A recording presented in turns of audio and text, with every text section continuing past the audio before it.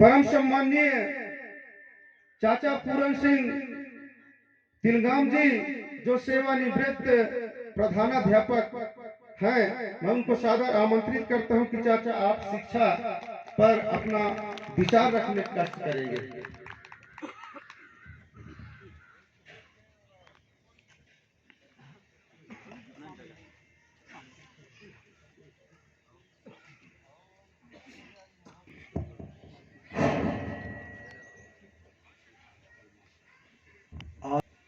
ग्राम नुनघटी के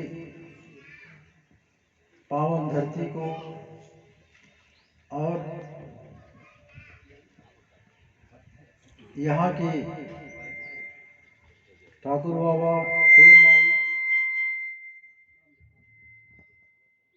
और अन्य शक्तियों को सेवा जोहार प्रणाम करते हुए आज बड़े ही पावन अवसर पर इस सभा में मंचासीन हमारे अध्यक्ष महोदय और विशिष्ट अतिथि सम्मानीय मंच, इस मिशन को संचालन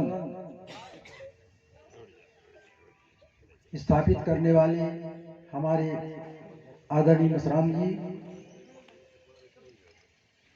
और सभी मंचासीन पदाधिकारी, मेरे सगाजन यहाँ पर विराजमान, सबको मेरा सेवा जोहार प्रणाम। मुझे शिक्षा पर अपना विचार रखने के लिए कहा गया,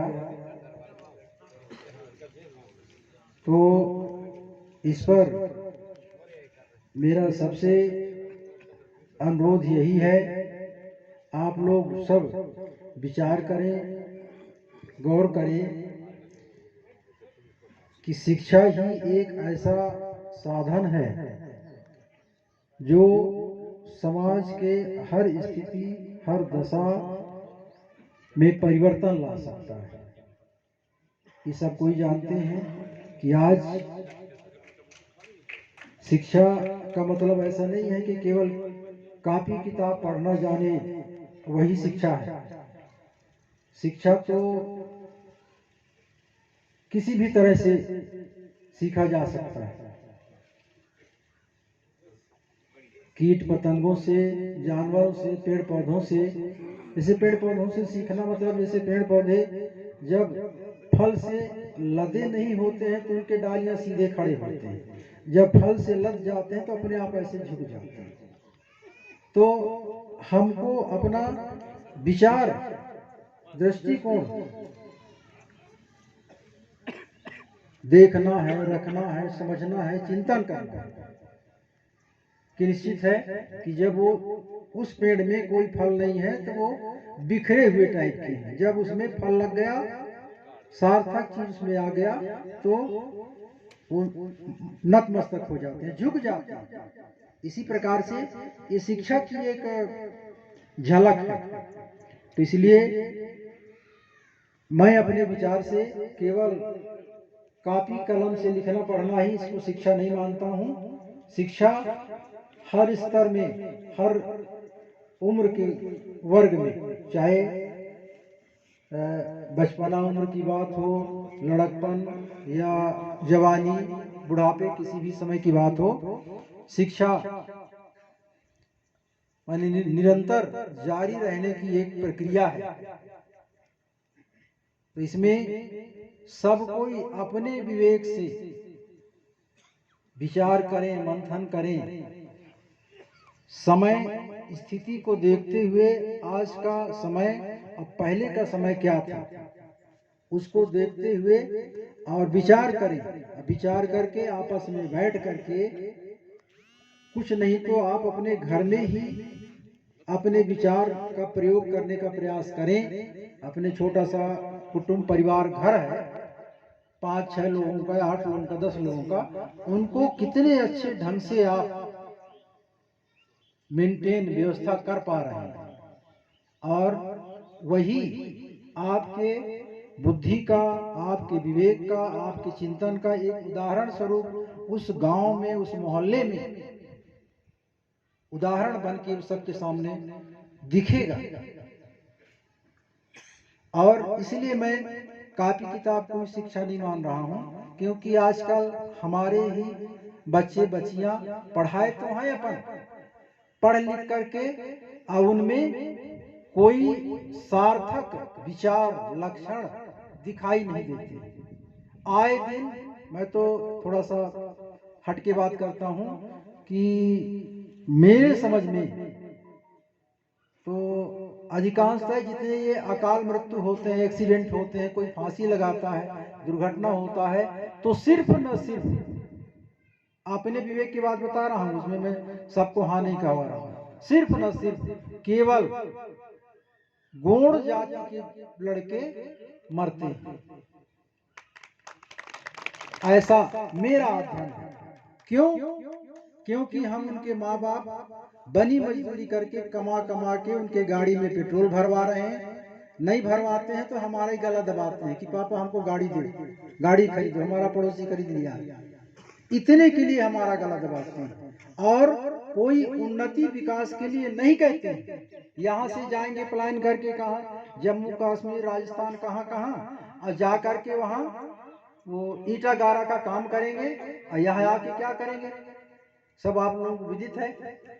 ये नहीं कि हम वहां जाकर के कोई मिस्त्रियाना का, मैकेनिक का काम सीख लें तो आकर के यहाँ भी करें।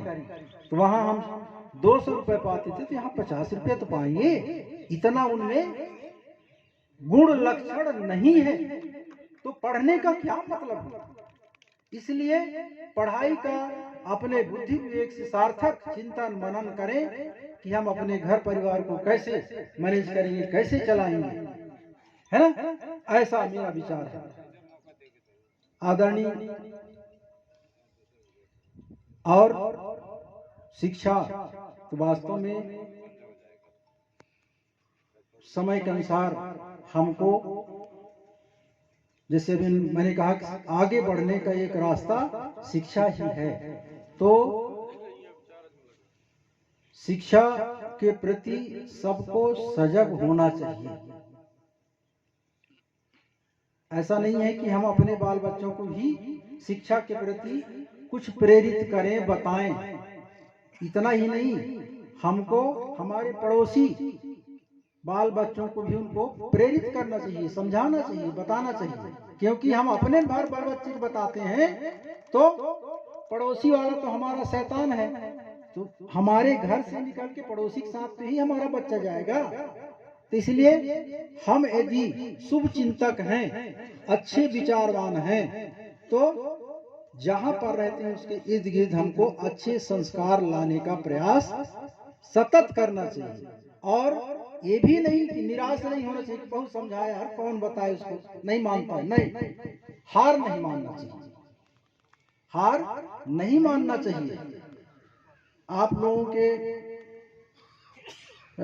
घरों में ही साधारण उदाहरण, सीटी चढ़ता है दीवार में, सीधे चढ़ता है, फिर गिरता है, फिर चढ़ता है, फिर गिरता है, तो काम करेंगे तो निश्चित है कि गिरेंगे तो है, तो गिर करके ही उठना तो उठना माना जाएगा।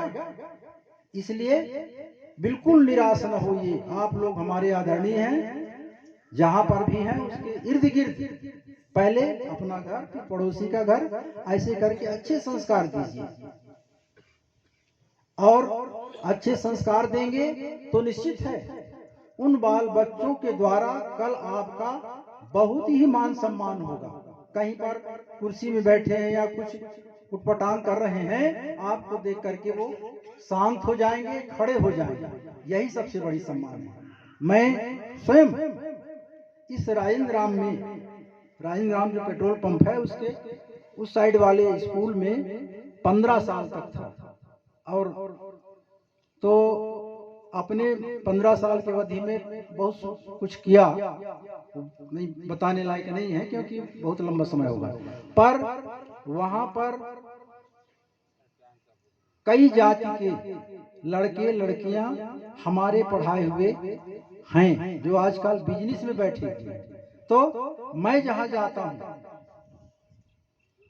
तो खड़े होकर नमस्ते कहते हैं, चाहे बैठ के खड़े नमस्ते करें, लेकिन इतना ही सम्मान मुझे मिलता है, बड़ी खुशी होती है मुझे।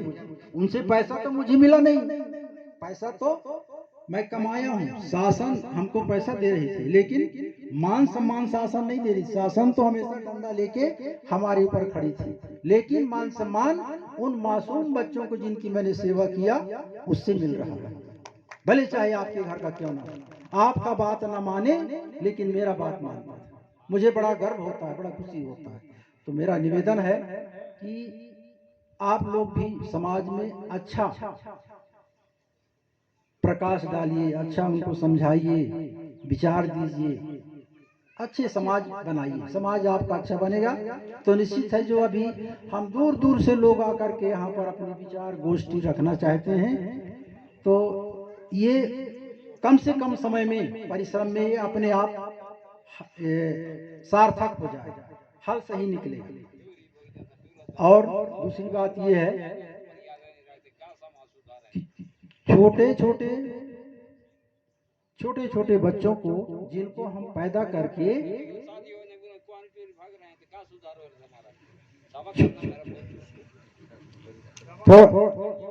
थोड़ा शांत रहेंगे दादाजी, निवेदन है शांत रहेंगे। छोटे छोटे बच्चों को हम लोग अभी पैदा